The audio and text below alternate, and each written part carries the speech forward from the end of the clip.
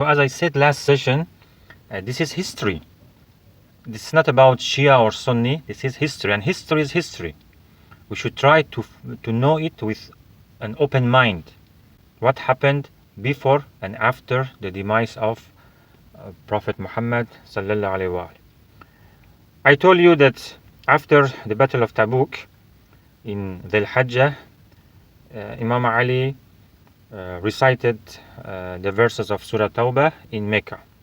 The following year, the Prophet went on Hajj with a large group of Muslims, and upon returning from Hajj, announced the issue of Ali's leadership in the region of Ghadir Khum. The Prophet also mentioned this issue on the day of Arafah in Hajj, when he said, I am leaving among you two precious things, which if you follow, you will not go astray, the book of God, or the book of Allah, and my progeny, my Ahlul Bayt. This is in Sunan Tirmizi, you can find it.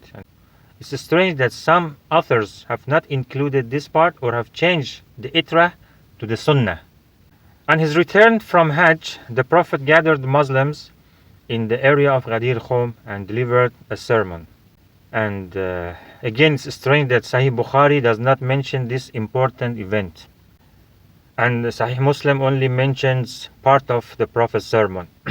He said, Zayd ibn Arqam, or Zayd al-Arqam said, قام رسول الله يوما فينا خطيبا بماء خم بين مكة ومدينة. One day, the Messenger of Allah sallallahu alaihi wasallam stood up to deliver a sermon at a place called Khum, which is between Mecca and Medina. He praised and glorified Allah, and he exhorted and reminded the people. Then he said, O people, I am but a human being. Soon the messenger of my Lord, the angel of death, will come to me, and I will respond to his call. I am leaving among you two weighty things. The first is the book of Allah, in which there is guidance and light, so hold fast to the book of Allah and adhere to it. Then he said, and the second is my Ahlul Bayt, my family. I remind you by Allah of my Ahlul Bayt. I remind you by Allah of my Ahlul Bayt. I remind you by Allah of my Ahlul Bayt. 3 times. This is in Sahih Muslim. Hadith 2408. This hadith clearly shows that the Prophet's sermon was important as his will and was not just a few brief sentences. This hadith also shows that Zayd ibn Arqam was in a state of taqiyya and did not dare to state the matter clearly due to the prevailing atmosphere.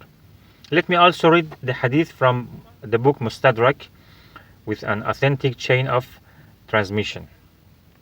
It says, when the Messenger of Allah returned from his farewell pilgrimage or Hajj and arrived at Ghadir Khum, he ordered that some trees be cleared.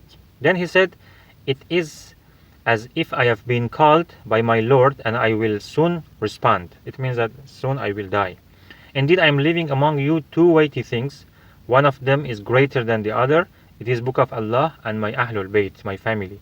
Be careful how you treat them after me, for they will never separate until they return to me at the fountain of Kawthar in heaven, in Jannah. Now we don't have time to speak about this hadith. It's very important because now we want to just speak about history. Then he said, indeed Allah is my Mawla, and I am the Mawla of every believer. Then he took Ali's hand and said, for whomever I am his Mawla, Ali is his Mawla. O Allah, befriend whoever befriends him, and be hostile to whoever is hostile to him. Or better to translate in this way, be guardian of whomever or whoever accepts his guardian.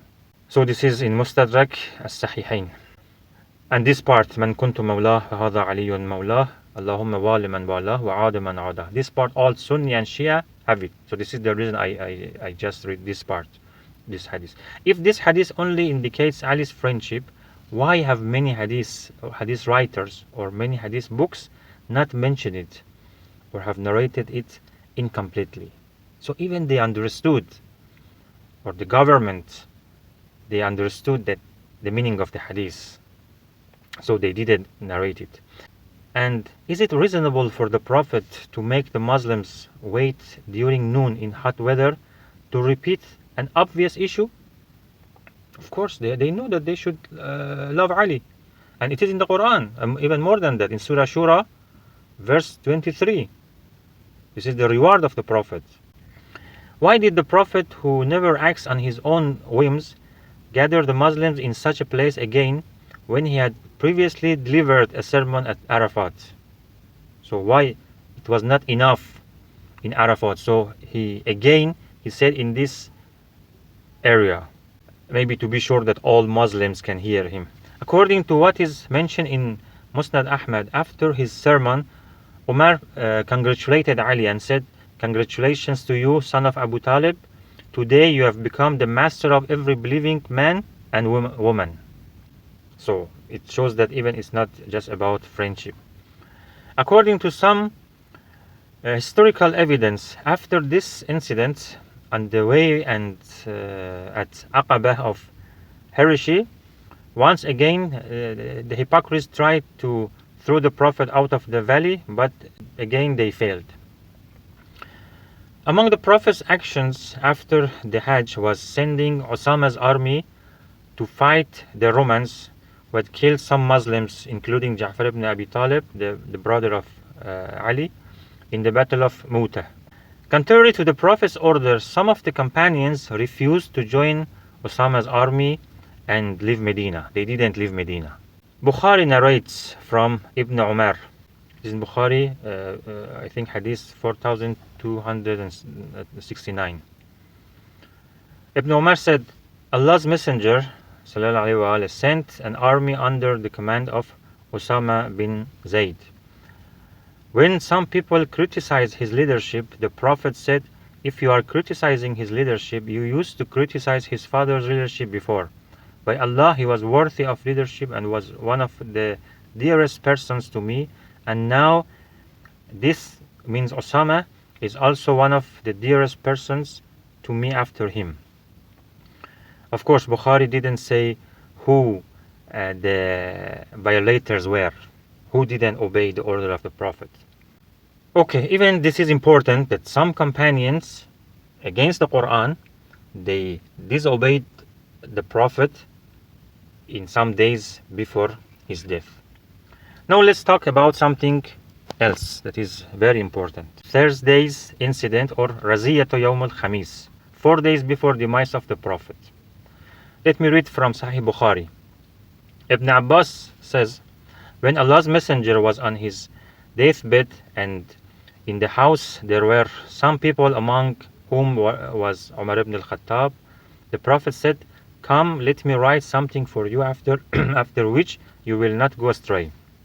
Umar said, the Prophet is seriously ill and you have the Quran, so the book of Allah is sufficient for us. Hasbuna kitab Allah.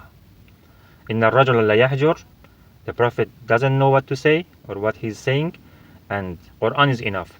The people in the house differed and started disputing. Some of them said, come near so that the Prophet may write something for you after which you will not go astray, while the others said, as Umar said, that no, it's not important, Quran is, we have the Quran. When they caused a hue and cry before the Prophet, Allah's Messenger said, go away.